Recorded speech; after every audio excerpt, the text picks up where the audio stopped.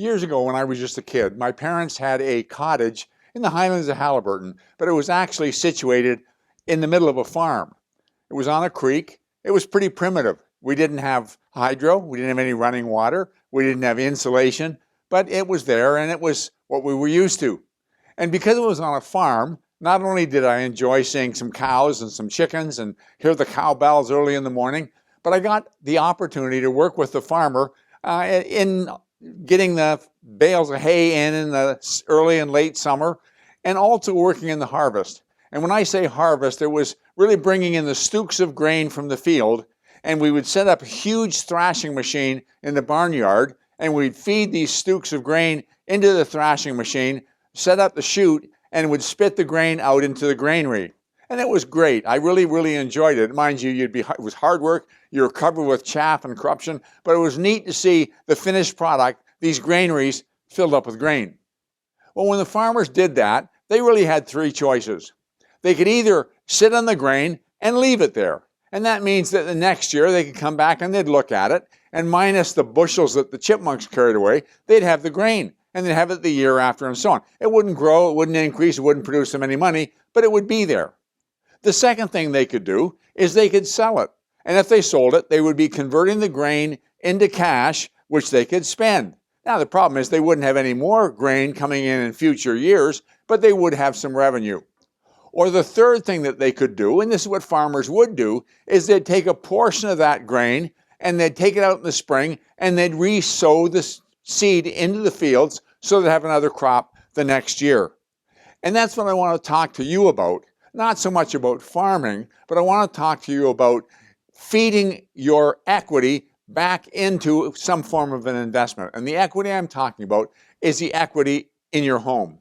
If you've owned your home for any length of time, the chances are you've built up pretty substantial equity. You've done it in one of two ways, or actually probably both ways. You've done it because you've made mortgage payments every month and you've paid down the principal on the mortgage. But also that property's gone up in value. Not every month or every year, but over time it certainly has. So the spread between what you own and what you owe has gotten bigger and bigger and bigger, and that's the equity you have in your property.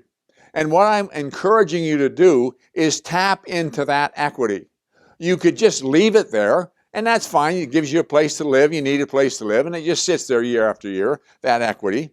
You could sell the house and grab the equity, but then of course you don't have any place to live and you need a place to live. And I'm going to encourage you not to sell the property. In fact, even if you're going to sell to buy another property, I'm going to encourage you not to sell the property. I'm going to encourage you to refinance, release some of the equity, use it to buy a new property, and keep the existing property. But that's kind of off the topic. What I want to talk to you about today is living in that house, but still releasing the equity in the house.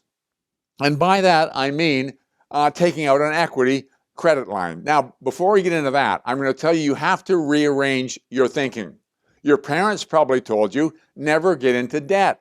I remember when I was a kid growing up, there was a jingle by a finance company that would say, never borrow money needlessly, just when you must. But I'm going to encourage you to deliberately go out and create a debt against your house.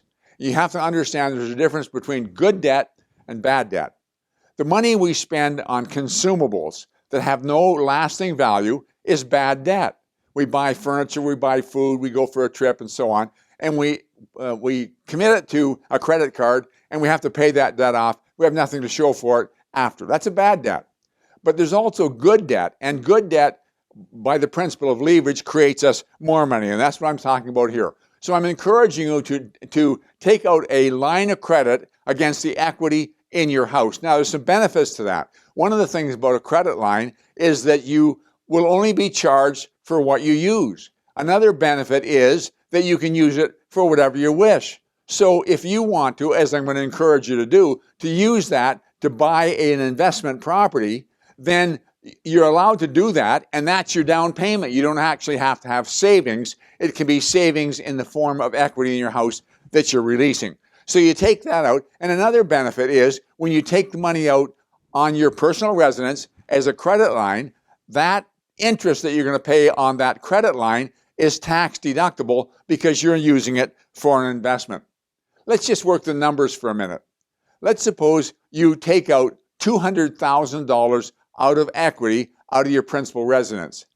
And let's suppose you take that $200,000 and you buy investment property with 90% mortgage and 10% down. That means that $200,000 will convert into $2 million into investment real estate. Now, it can be one $2 million property, or it can be four $500,000 properties. Doesn't matter, whatever works best for you when you find the right property. But you end up with $2 million worth of real estate, investment real estate, and you still own your home. You haven't taken a step backwards at all. You've just reconfigured your thinking.